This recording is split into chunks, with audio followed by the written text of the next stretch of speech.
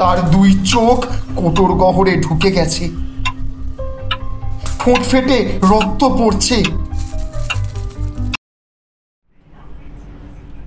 খানিকটা বিফল আর মন খারাপ নিয়েই শোরুম থেকে বেরিয়ে আসছিল সমীরণ।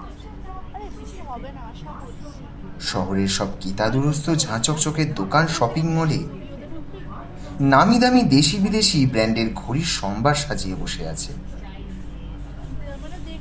অথচ কোথাও গিয়ে কাজের কাজটুকু হলো না। একটা জিনিসকে বগল দাবা করে অফিস ফেরতা মানুষ আর কতই বা চরকি পাক লাগাতে পারে। পার্কিং লটে গাড়িটা রাখা আছে। বাড়ি ফিরবে বলে শোরুমের সামনের রাস্তাটা ধরে কয়েক পা এগোতে গিয়ে হঠাৎই পাশের একটা দোকানের সাইনবোর্ডের দিকে অন্যমনস্কভাবে চোখটা চলে যেতে থমকে দাঁড়ালো সমীরণ।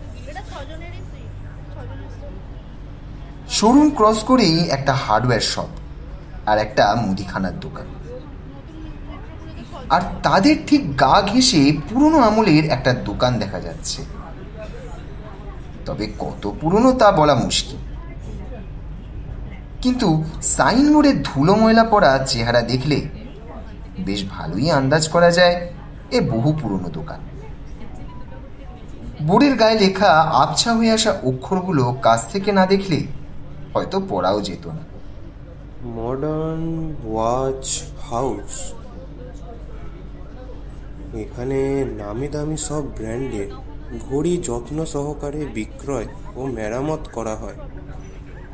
সমীরণ যত্ন সহকারে বোর্ডে লেখা অক্ষরগুলো পড়ে, তারপর মনে মনে ভাবতে থাকে একবার ঘুরে দেখবে নাকি। কি মনে করে ও দোকানটির দিকে এগিয়ে গেল।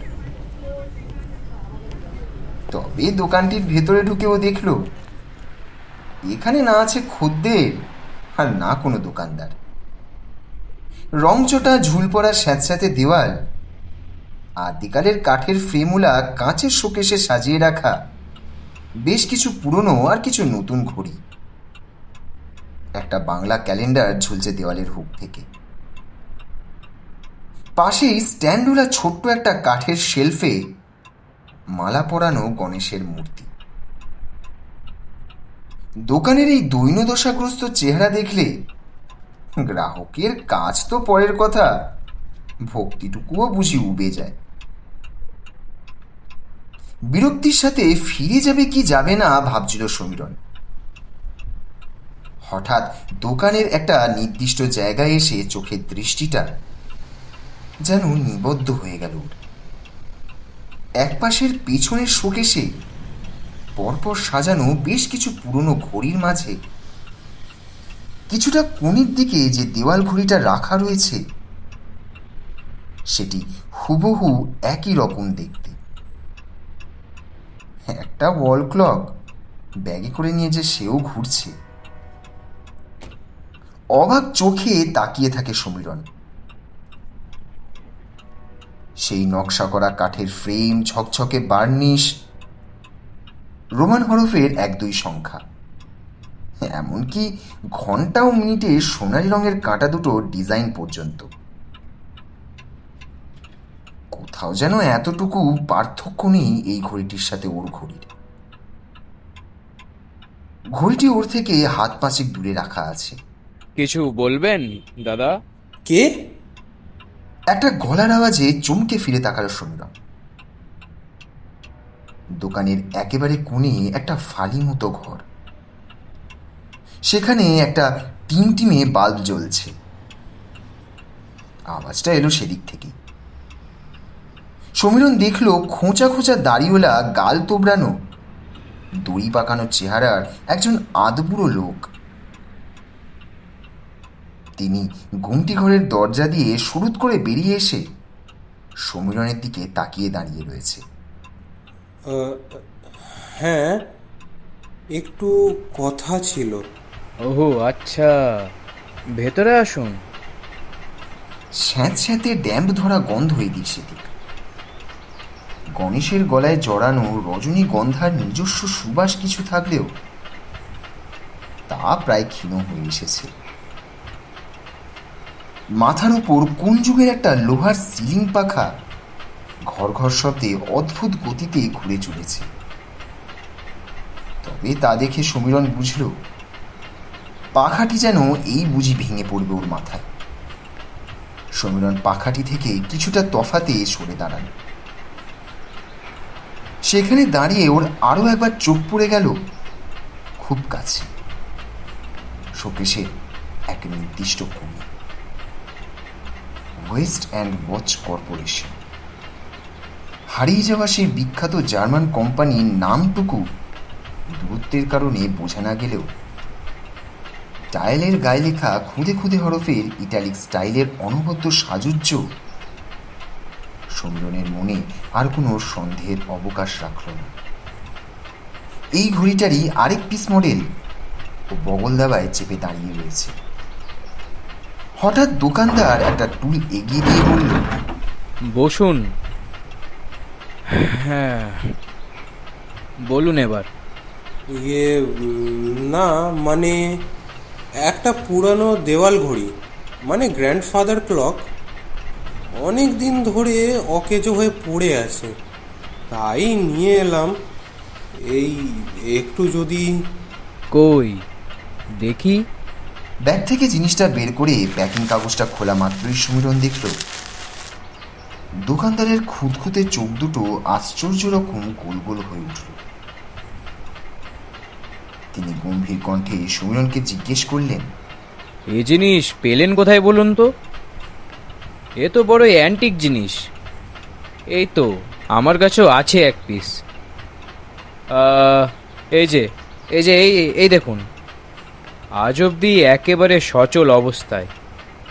ঘড়িটিকে ঘিরে অনেকক্ষণ ধরে যে চাপা কৌতূহল আর জিজ্ঞাসাটা মনের মধ্যে ঘোরাঘুরি করছিল সমীরণের, এবার এই সুযোগে খানিকটা স্পষ্ট হয়ে গেল। ঘড়িটা কার? মানে আপনারই তো? না না, ও আমার নয়, বলতে পারেন একজন রেখে গেছে। ও অনেক বড় কাহিনী।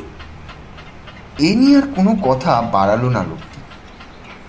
জানার আগ্রহ হলেও একজন অচেনা অজানা লোকের কাছে এর চেয়ে বেশি কিছু জিজ্ঞেস করা ঠিক না। নিস্তব্ধতা ভেঙে সমীরণ প্রসঙ্গ পাল্টে বলল, এ ঘড়ি আমার ঠাকুরদার আমলের, বহুদিন দম দেওয়া হয়নি। একদিন একটু নেড়ে চেড়ে দেখছিলাম, তবে বুঝলাম ঘড়িটি সত্যি আর কাজ করছে না। উদ্যোগ নিলাম সারাবো, তাই অফিস ফিরতি পথে এ দোকান সে দোকান ঘুরলাম, তবে কিছু লাভ হলো না। পাশের শোরুমে তো বলেই দিল পার্টস পাওয়া যাবে না, অ্যান্টিক হিসেবে সাজিয়ে রাখা ছাড়া আর কিচ্ছু করার নেই। ঘড়িটি ততক্ষণে হাতে নিয়ে এক মনে খুঁটিয়ে খুঁটিয়ে কি যেন দেখছিল লোকটি। সমীরণ এক দৃষ্টে তাকিয়ে আছে তার মুখের দিকে, হয়তো উত্তরের অপেক্ষায়। শেষ রক্ষা হবে কি না কে জানে। তা কতদিন খারাপ হয়ে পড়ে আছে? মাথা তুলে ভুরু কুচকে তাকায় লোকটি। তা হবে বছর 7-8। বলেন কি? নেগলিজেন্স। এই জিনিসের কদর বা মূল্য যাই বলি না কেন কম না। শত কথার মাঝে এই কথাটা যেন খট করে এসে বিঁধল সমীরণের কানে।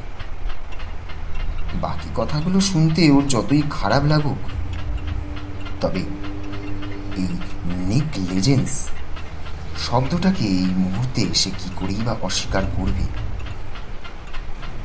ঘড়িটি পড়ে আছে প্রায় 8 বছর হয়ে গেল। এবার ছুটিতে বাড়ি ফিরে ঘর পরিষ্কারের সময় যদি সমীরণের ছেলে অর্ঘর চোখে ঘড়িটা না পড়ত, তাহলে হয়তো আরো কিছু বছর অযত্ন আর অবহেলায় ঘরের বাঙ্কে ওইভাবে পড়ে থাকতো জিনিসটা। তার উপর দূরে পোস্টিং হওয়ার কারণে ইদানিং বাড়ি থেকে বেরোনো আর সময় মতো ট্রেন ধরা, এই দুটো ব্যাপার এত তাড়াহুড়ো করে ম্যানেজ করতে হচ্ছে যে সময়ের সঙ্গে পাল্লা দিতে গিয়ে ঘড়ি নামক বস্তুটার প্রয়োজনীয়তা যে কত তার রন্ধ্রে রন্ধ্রে অনুভব করছে সমীরণ। আরও একটা বড় কারণ, ঘরের অটোমেটিক ডিজিটাল ক্লকটার হঠাৎ করেই কর্মক্ষমতা হারিয়ে ফেলা। কাহাতো আর মোবাইলে টাইম দেখতে দেখতে ছুটে যাওয়া যায়। ছেলের মন রক্ষা আর নিজের প্রয়োজন, দুটোই যেন আজ এখানে চলে আসার মূলে। একটু বসুন, ভেতরকার কলকবজা খুলে দেখতে হবে, তবেই বলতে পারবো এটি সারানো যাবে কি যাবে না। বলতে বলতে লোকটি ঘড়িটা হাতে করে নিয়ে গুমটি ঘরটার মধ্যে আবার শুরুত করে ঢুকে পড়ল। মিনিট 10 পর মুখে একটা বড় হাসি নিয়ে তিনি ফিরে এলেন আর বললেন, এ যাত্রায় রক্ষা পেলেন বোধহয়। ঘড়িটির বিশেষ কিছুই হয়নি, এই স্প্রিং রিলটা বসে গেছে আর কি, ওয়েলিং করতে হবে। আশা করি তাতে রোগ সেরে যাবে। তবে হ্যাঁ, পুরোনো আমলের জিনিস 100% গ্যারেন্টি কি আর দেওয়া যায়? চলুক কদিন দেখুন, তাহলে বোঝা যাবে।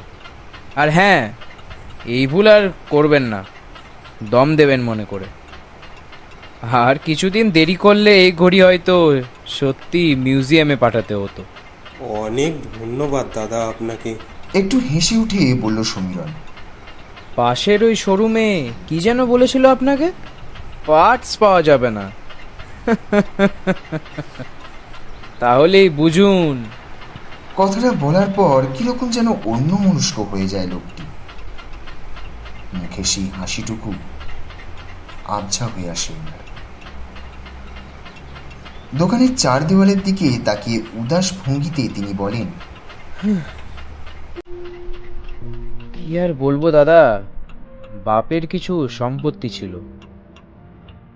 যখন ওই পুঁজি নিয়ে কাজ শিখে ব্যবসায় নামি, এ তল্লাটে হাতে গোনা দু একটা ঘড়ির দোকানের মধ্যেও আমারটাও একটা ছিল।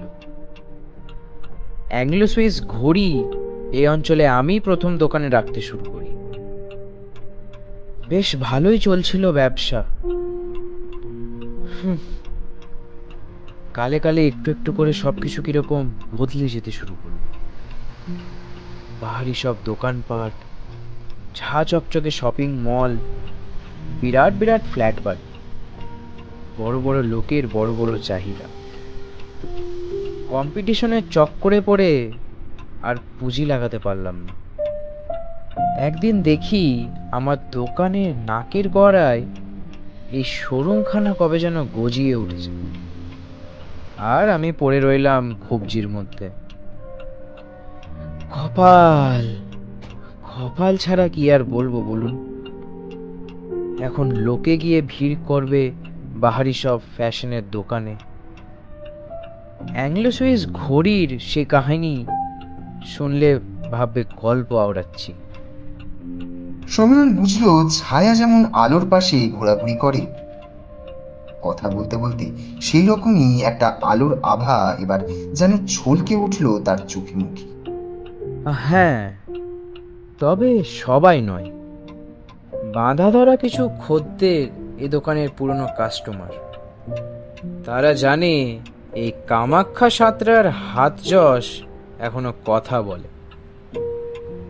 যেটুকু করে কমে খাচ্ছি তাই হাতের গুণেই, আর এককালে জমানো সেই কিছু লাভের করি। আহা, এ দেখুন আপনার সময়টা নষ্ট করলাম। সমীরণ ওনার সব কথা শুনছিল বসে। দোকানদার নয়, একজন মানুষের কাহিনী। তার উত্থান পতন, অধোগতি নিম্নগতি, যাই বলা যাক না কেন, চোখের সামনে দেখছিল নিজের পাল্টে যাওয়া শহরটাকেও যেন। পরশু বিকেল ছুটির দিন, তা ভালো, এক ফাঁকে এসে ঘড়িটা নিয়ে যাবে সে। মনে মনে ঠিক করে নিল সমীরণ। তারপর হেসে উঠে বলল, এ বাবা, না না না না, এরম বলবেন না। বেশ, ঘড়িটা সারাই হলে একবার পাশের শোরুমে গিয়ে দেখিয়ে আনবেন, ওটাই ওদের যোগ্য জবাব। যাকগে, তাহলে পরশুদিন আসুন, এরকমই বিকালের দিকে ঘড়িটা রেডি হয়ে যাবে। আচ্ছা, তা কত দিতে হবে? বেশি না, 100, ওই মজুরিটুকুই। অন্য দোকান হলে যেমন তেমন একটা কিছু করে দিয়ে দাও মেরে নিত। দোকানদারের এই কথাটা শুনে বেশ অবাকই হয়ে গেল সমীরণ। মাত্র 100? এর 3 গুণ বেশি দাম চাইলেও হয়তো সমীরণ সত্যি সত্যি অবাক হতো না। সে যাই হোক, কামাখ্যা সাঁতরার হাত যশ কথা বলবে কি বলবে না সেটা হয়তো সময়ই বলবে। তবু আর যাই হোক, এত ঘোরাঘুরি করে শেষমেশ কাজটা তো হলো। কথাটা অর্ঘ্যকে একবার ফোন করে না জানালেই নয়, মনে হলো সমীরণের।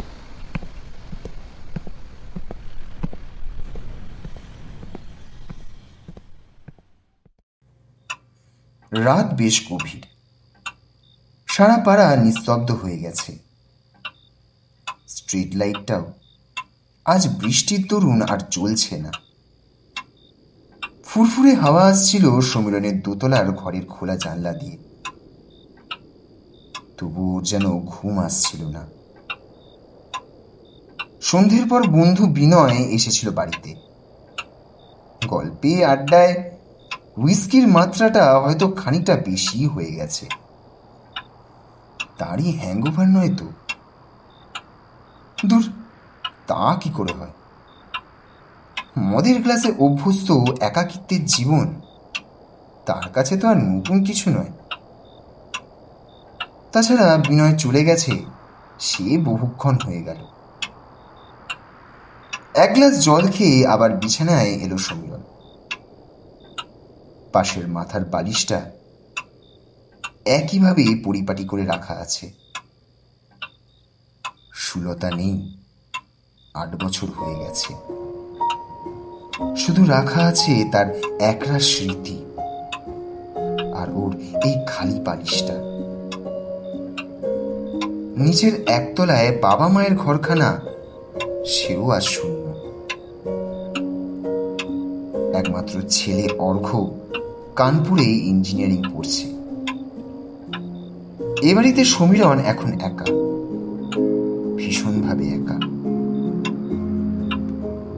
সামনে গুরুবাবুদের বাড়ির দোতলার ঘরের আলো এই মাত্র নিভে গেল। দূর আকাশে দুটো একটা তারা দেখা যাচ্ছে। অন্ধকার যেন গাঢ় হয়ে নেমে এসেছে। কাছে পিঠে কোথাও একটা কুকুর ঘেউ ঘেউ করে ডেকে উঠল, নাকি কেঁদে উঠল বোঝা গেল না।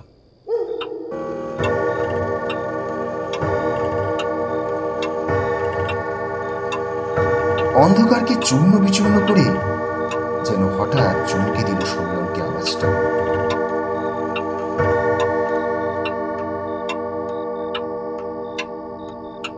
তবে আবার সব চুপচাপ।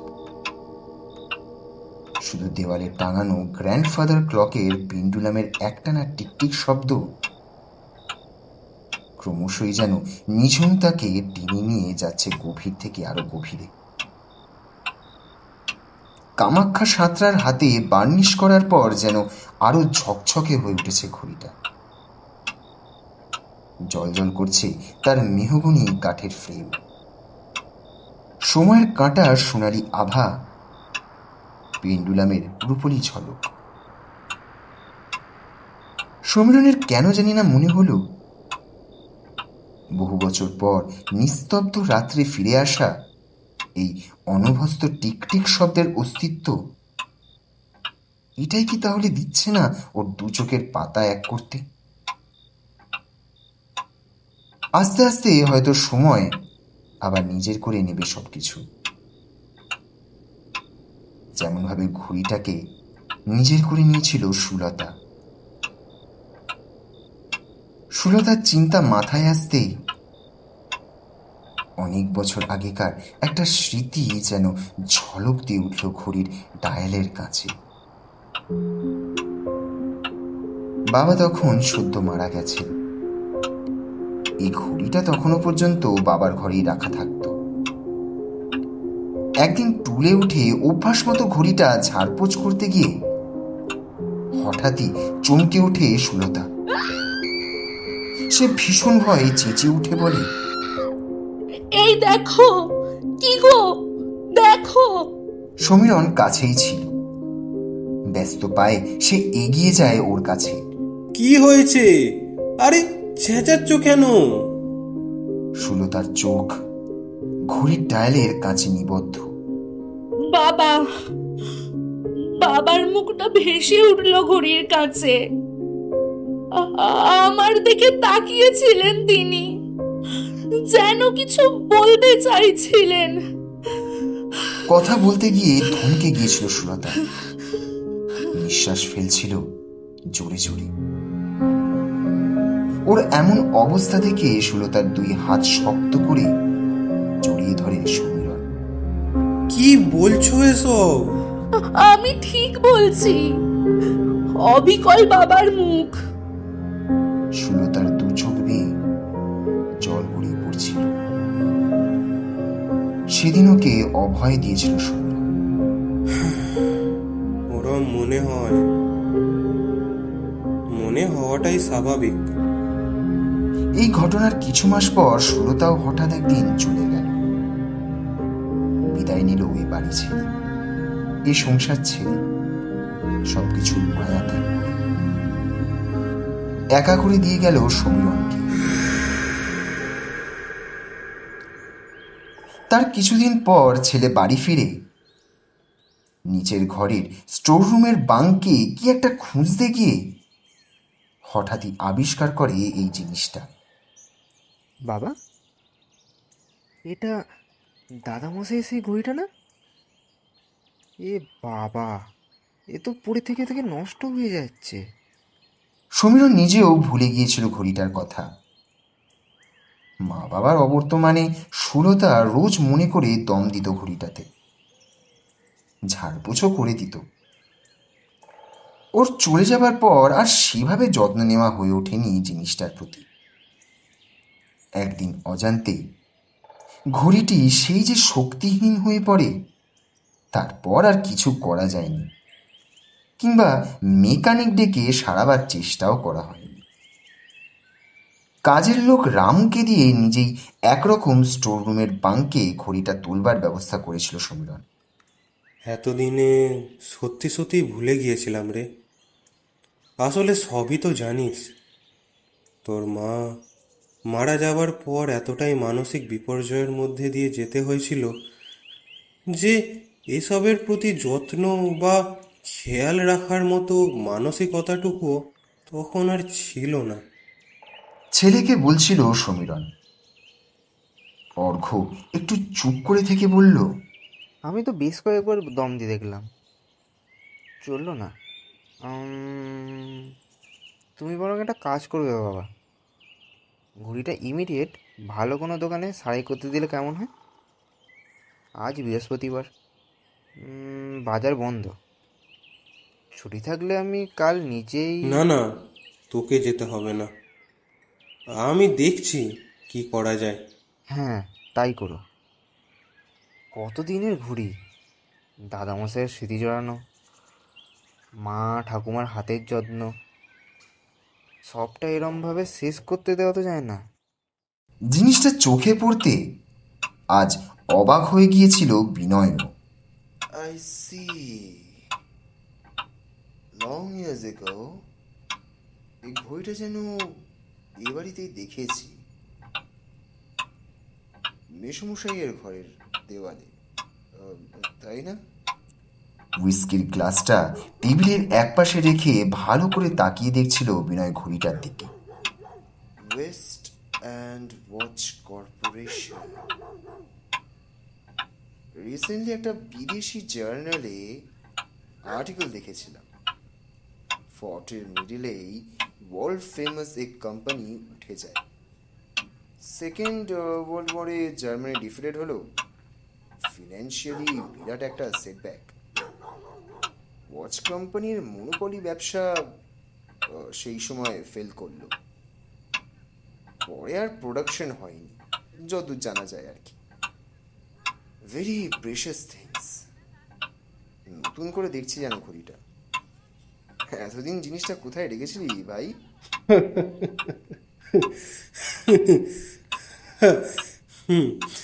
পুনর্জন্ম হয়েছে বলতে পারিস।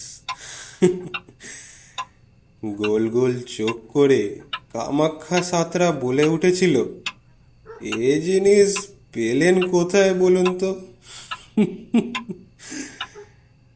আমার কাছেও এক পিস আছে। তবে সেই ভদ্রলোকের এক পিস ওয়াল ক্লকের পেছনে যে কোন অজানা কাহিনী লুকিয়েছিল সমীরণ তা জানে না, হয়তো জানতেও পারবে না কোনোদিন। কিন্তু যা সে জানে, সে ইতিহাস যে বড়ই জটিল এবং বিস্মৃত। দাদামশাইয়ের কত স্মৃতি, মা ঠাকুমার হাতের যত্ন, একাকী নিভৃতে নির্বিশেষে চোখে সমীরণ তাকিয়ে থাকে ঘড়িটার দিকে। সময়ের কাঁটা ক্রমশই তাকে যেন হাত ধরে টেনে নিয়ে চলে দূরে, বহু দূরে, এক স্মৃতিমেরুর বিরাট বিস্তৃত ইতিহাসের জগতে।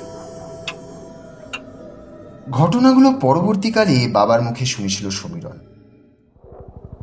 এসব তার জন্মের বহু আগের কথা। তখন দ্বিতীয় বিশ্বযুদ্ধ চলছে। জার্মানি একই সঙ্গে পূর্ব আর পশ্চিম রণাঙ্গনে পাল্লা দিয়ে লড়াই করতে গিয়ে ক্রমশ পিছু হচ্ছে মিত্রপক্ষের কাছে। ভারত সহ পৃথিবীর একাধিক দেশ কোনো না কোনোভাবে জড়িয়ে পড়েছিল এই যুদ্ধে। কলকাতা সহ বিভিন্ন অঞ্চলে একের পর এক গড়ে উঠতে শুরু করেছে সামরিক শিবির, সেনা ছাউনি। খবরের কাগজের ছত্রে ছত্রে শুধু ধ্বংসলীলা, পড়ে থাকা মানুষের বেওয়ারিশ হয়ে যাওয়া লাশ, হাহাকার আর আর্তচিৎকারের করুণ দৃশ্য। সংবাদ শিরোনামে বড় বড় আকারে লেখা, the war needs you, war needs doctor. সমীরণের ঠাকুরদা রামরতন মিত্র তখন ছিলেন কলকাতায় সরকারি হাসপাতালের কর্মরত চিকিৎসক। একদিন বছর 24-25 একটি ছেলেকে গুরুতর আহত অবস্থায় সেখানে নিয়ে আসা হল। জানা গেল সেই ছেলেটি বিহারের জগদীশপুরের জমিদার কুনবার সিং এর উত্তর পুরুষ উধম সিং এর একমাত্র পুত্র রজবীর সিং। রাস্তা দিয়ে যেতে গিয়ে ঘটনাচক্রে বোমার আঘাতে মারাত্মকভাবে জখম হয়েছে সে। তার আশঙ্কাজনক অবস্থার কথা চিন্তা করে পূর্ণিয়ার হাসপাতাল থেকে কলকাতায় রেফার করা হয়েছে।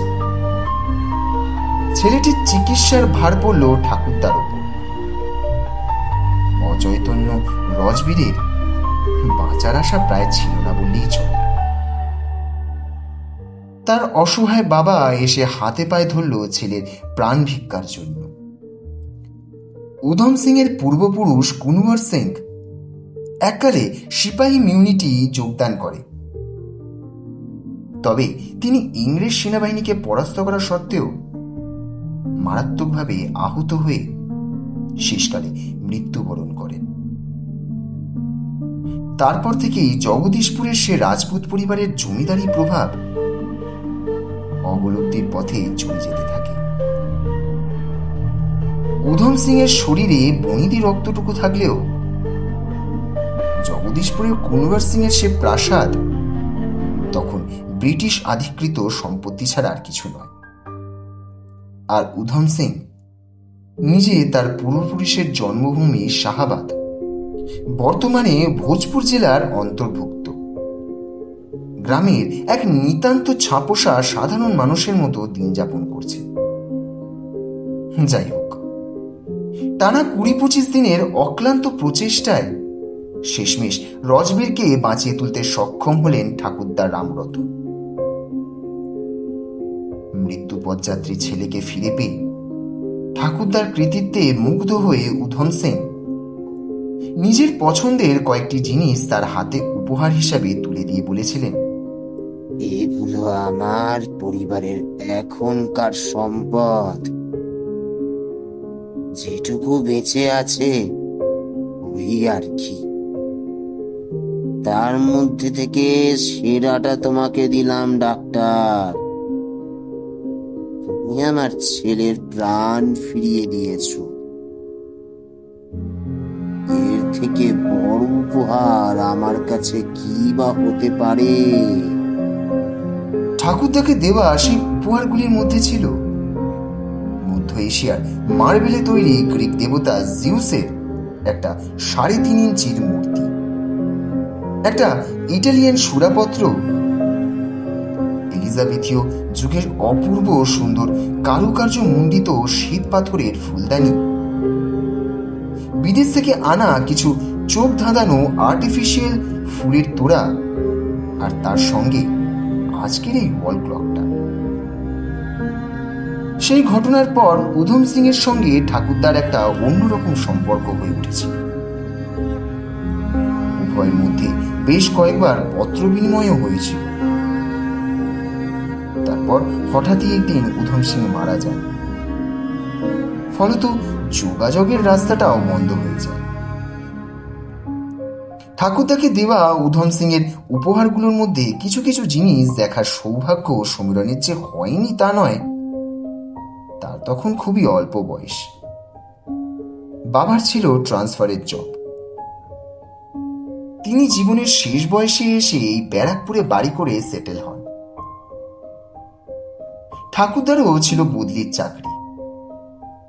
বাপ ঠাকুরদার ঘন ঘন পোস্টিং, তার জেরে বাড়ি বদল, টানা পড়েন, এইসব কারণেই মূল্যবান জিনিসগুলো জীবনের বিভিন্ন সময়ে এদিক ওদিক হয়ে হারিয়ে যায়। তা নিয়ে আক্ষেপের শেষ ছিল না বাবার।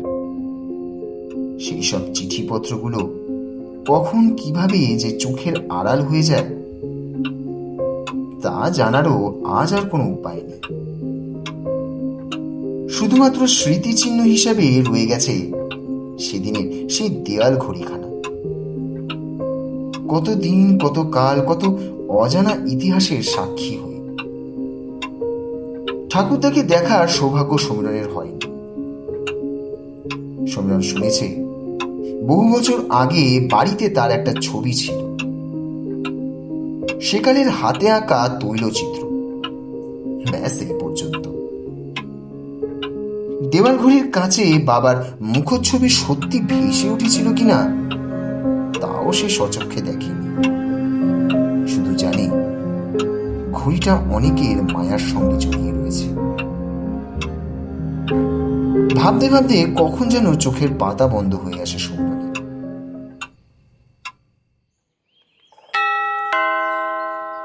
বাইরে কলিং বেলের আওয়াজে ঘুমটা ভেঙে গেল সমীরণের। জানলার স্লাইডিং এর ওপারে প্রথম সূর্যের আলোর স্পর্শ পড়েছে। সমীরণ বুঝল কাজের লোক রামু এসেছে নিশ্চয়ই। বিছানা ছেড়ে উঠতে গিয়ে আপনা থেকে চোখটা চলে গেল সমীরণের ঘড়িটির দিকে। আর চলে যেতেই দৃষ্টিটা সেদিকে নিবদ্ধ হয়ে গেল ওর। বুকের ভেতরটা কেমন যেন ঝেঁত করে উঠল। চোখটা কচলে ঘড়িটির কাছে এগিয়ে ভালো করে দেখল ঘড়িটা। না, কোনো ভুল নেই। ঠিক 10টার ঘরে এসে স্থির হয়ে দাঁড়িয়ে রয়েছে কাঁটাটা, নিষ্পন্ড নিথর পেন্ডুলাম। কিন্তু এ কিভাবে সম্ভব? গত রাতে 12টার সময়ও তো বেজে উঠল ঘড়িটা। পরিষ্কার কানে ভাসছে সেই শব্দ। গুহবাবুদের দোতলার ঘরের আলো নিভে গেল। আজ বছরের পর বছর ধরে 12টা বাজার সাথে সাথে বাতি নিভিয়ে দেয় ওরা। নিজের দুই চোখকে কি করে এতটা অবিশ্বাস করবে সে? ঘটনার কোনো ব্যাখ্যা খুঁজে পেল না সমীরণ। ঘুম ভাঙা সকালটা অদৃশ্য কি যেন অন্ধকারে ঢেকে দিল। নিচে কলিং বেল বেজে চলেছে বারে বারে। দ্রুত পায়ে সিঁড়ি দিয়ে নামতে লাগলো সমীরণ। আপাদমস্তক ঝাঁঝা করতে শুরু করেছে এখন ওর। নিচে নেমে দরজা খোলা মাত্রই অবাক হয়ে যায় সুমিরন। কামাখ্যা সাঁতরা এসে দাঁড়িয়ে রয়েছেন, চোখে মুখে প্রবল উদ্বেগ তার। একটা বড় ভুল হয়ে গেছে স্যার, তার জন্যই তো সাত সকালে ছুটে এলাম। ভাগ্যিস দোকানের বিলে আপনার ঠিকানাটা লেখা ছিল, নইলে যে কি হতো। স্থির দৃষ্টিতে তাকিয়ে থাকে সুমিরন। ভদ্রলোক বলে চলেন, দোকানের শোকেসে দুটো ঘড়ি পাশাপাশি রাখা ছিল। কাল যেটা নিয়ে গেলেন ওটা আসলে আপনার নয়, আমার এক পুরনো কাস্টমারের, যার কথা আপনাকে সেদিন বলতে গিয়েও একটা ঘোর লাগা বিস্ময়বোধ যেন ঘিরে ধরল সুমিরনকে। তার মানে? বলছি স্যার, সব বলবো। সে লোক আমার অনেক দিনের খদ্দের, মাঝে মাঝেই দোকানে আসতো, গপ্প করে চলে যেত আবার।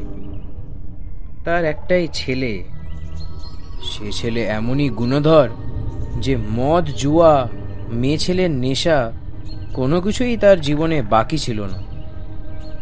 একদিন এমন অবস্থা হয়ে যায় যে ধার দেনায় বিকিয়ে গিয়ে হাতের কাছে কিছু না পেয়ে সে তাদের পরিবারের বহুকালের পুরনো এই ঘড়িখানা বিক্রি করে দেওয়ার ফোন দিয়ে আটে। আর সেই খবর জানতে পেরে তার বাবা একদিন চুপি চুপি দোকানে এসে ঘড়িটা আমার হাতে তুলে দিয়ে বলে, এটা তোমার কাছে রেখে দাও। কার ঘড়ি কি বৃত্তান্ত কাউকে কিছু বলো না, জানবো ঠিক জায়গাতেই আছে। তবু আমি এই জিনিস কোনো মতেই হাতছাড়া হতে দেব না। পরে সময় মতো তোমার থেকে চেয়ে নেব। সেই থেকে ঘড়িটি আমার কাছেই রয়ে গেছে। অন্যের জিনিস এভাবে কদিনই বা আগলানো যায় বলুন। সে লোকের বাড়ির ঠিকানায় ধাওয়া করেছিলাম। পাড়া প্রতিবেশীরা বলল সে নাকি তার ওই উচ্ছন্নে যাওয়া ছেলের কারণে লোকলজ্জা থেকে বাঁচতে ঘরবাড়ি বেচে বুঝে চলে গেছে। কোথায় গেছে কেউ কোনো খবর জানে না। তবে কাল সন্ধ্যের দিকে একটি ছেলে মদ্যপ অবস্থায় হঠাৎ আমার দোকানে এসে হাজির, সঙ্গে সন্ডা মার্কা আরো দুজন। নিজের পরিচয় দিয়ে ছেলেটি বলে ওর বাবা ঘড়িটি কোথায় লুকিয়ে রেখেছে সেসব কিছুই নাকি সে জেনে গেছে। জিনিসটা আজই তার ফেরত চাই, এখনই। আমি দিতে না চাইলে সে হুমকি দেয় সে ঠিকানা দিয়ে গেছে, 24 ঘন্টার মধ্যে ঘড়ি ফেরত না আসে কি করতে হয় সে দেখিয়ে দেবে। এমন হুজ্জতির পর কে আর অন্যের দায়িত্ব নিতে চাই বলুন। দোকানপাট বন্ধ করে রাত্রিরেই ধাওয়া করলাম সেই নতুন ঠিকানায়। দেখি বাড়ির সামনে সে এক হুলুস্থুলুস কাণ্ড। শুনলাম আমার পুরনো কাস্টমার ভদ্রলোক আমি আসার জাস্ট একটু আগে মারা গেছেন, ঠিক রাত 10টায়। হঠাৎ চমকে ওঠে সুমিরন। ওর শিরা উপশিরা দিয়ে যেন একটা রক্তের স্রোত দারুণ বেগে বয়ে গেল। ভদ্রলোক ফের বলে চলেন, ভাগ্যের সেই পরিস্থিতিতে দিয়ে দেব মনে করেও ঘড়িটা দিতে পারিনি। বাড়ি ফিরে কি মনে করে ঘড়িটি নিয়ে নাড়াচড়া করতে গিয়ে হঠাৎই চোখ পড়ল ফ্রেমের পিছনের দিকে খুদি খুদি অক্ষরে কি যেন লেখা রয়েছে। এমন এক বিশেষ ধরনের কালিতে লেখা যার দাগ হাজার চেষ্টা করলেও যায় না।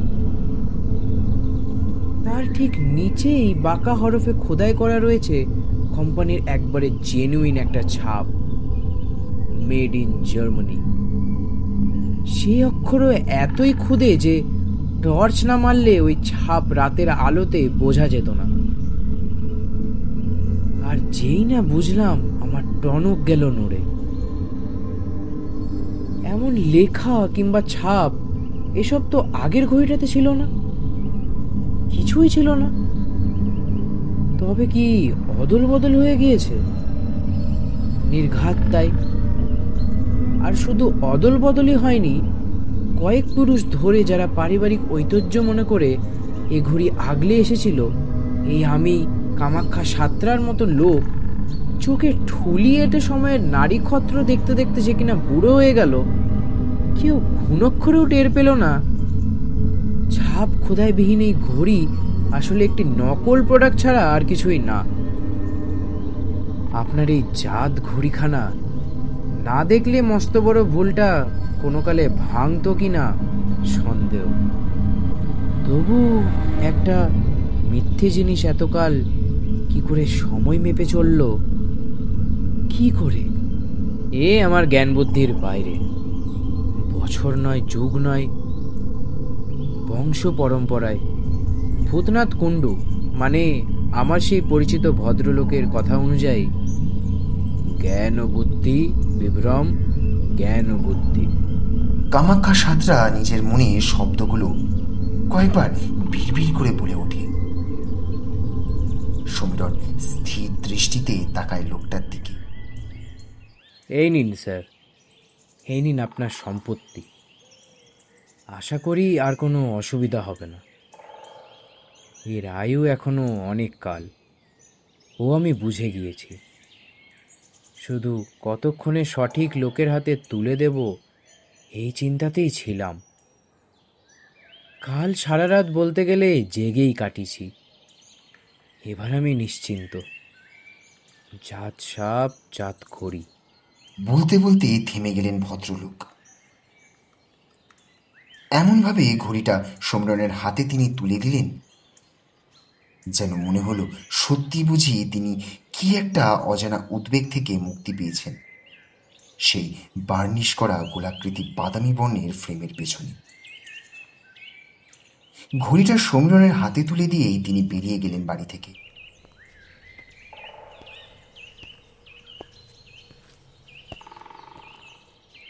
সমীরণও আর বেশি চিন্তা ভাবনা না করে ঘড়িটা দেওয়ালে টাঙিয়ে নিজের নিত্য কাজে ব্যস্ত হয়ে পড়ল। সেই দিন রাতে সমীরণ যখন বাড়ি ফিরল তখন ঘড়িতে প্রায় 10:30 বেজে গেছে। ও এখন এই বাড়িতে পুরো একা।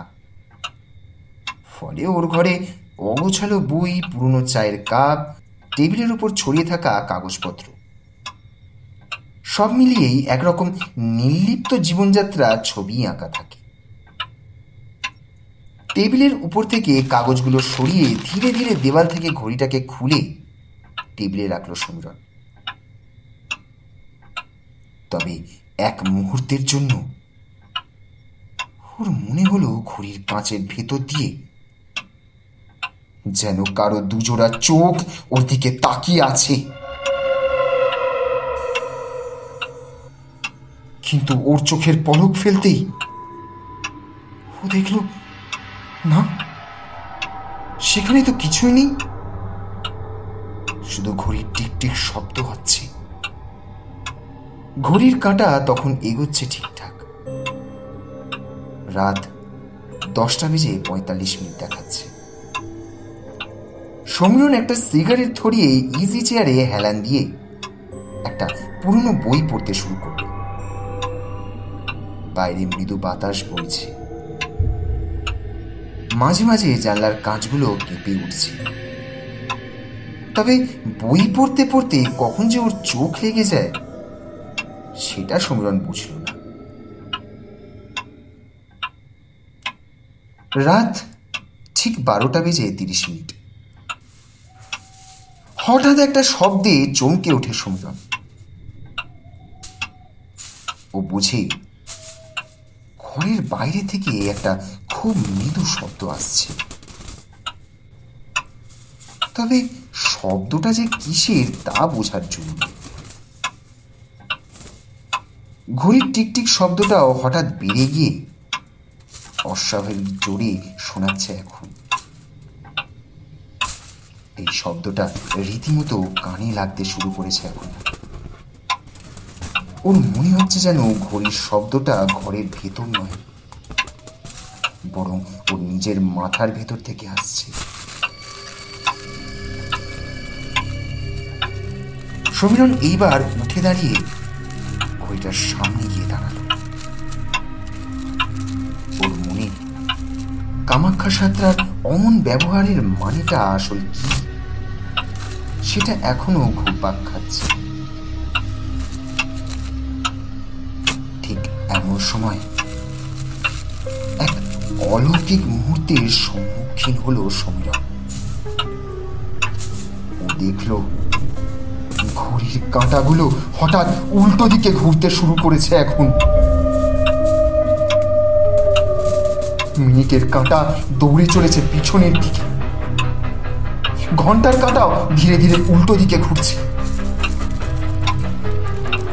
সমীরণের বুক ভীষণ জোরে ধরফর করে উঠল। ও মনে মনে ভাবতে থাকলো, এটা কি কোনো যান্ত্রিক ত্রুটি?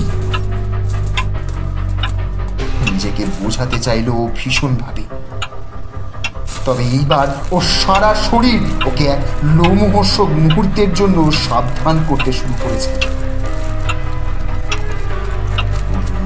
কেউ বলতে শুরু করেছে,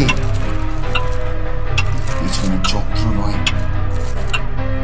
কোনো শক্তি কাজ করছে। হঠাৎ সমীরণের চোখ যায় ঘড়ির কাঁচের দিকে, আর সেখানে চোখ যেতেই সমীরণের সারা শরীরে এক শীতল স্রোত বয়ে যায়, কারণ কাঁচের ভেতরে এখন ভেসে উঠেছে অন্য এক মুখ, এক অজানা পুরুষের মুখ। তার দুই চোখ কোটর গহরে ঢুকে গেছে, ঠোঁট ফেটে রক্ত পড়ছে, ঠান্ডা চোখে জমে আছে অভিশাপের ছায়া। সমীরণ এইবার ভীষণ চিৎকার করে উঠে ওর হাতে থাকা বইটা ছুঁড়ে মারল ঘড়ির কাঁচের দিকে।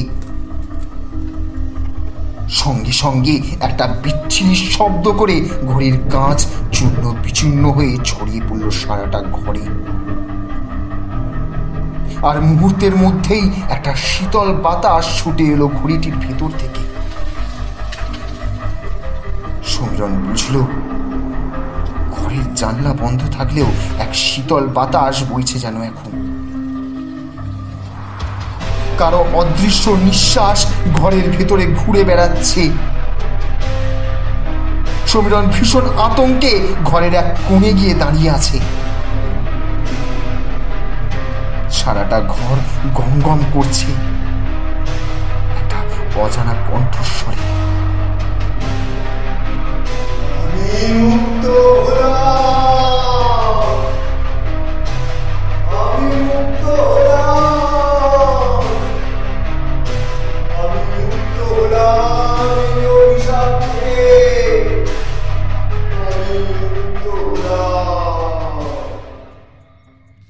বলতে বলতে সেই কণ্ঠস্বর আস্তে আস্তে মিলিয়ে গেল।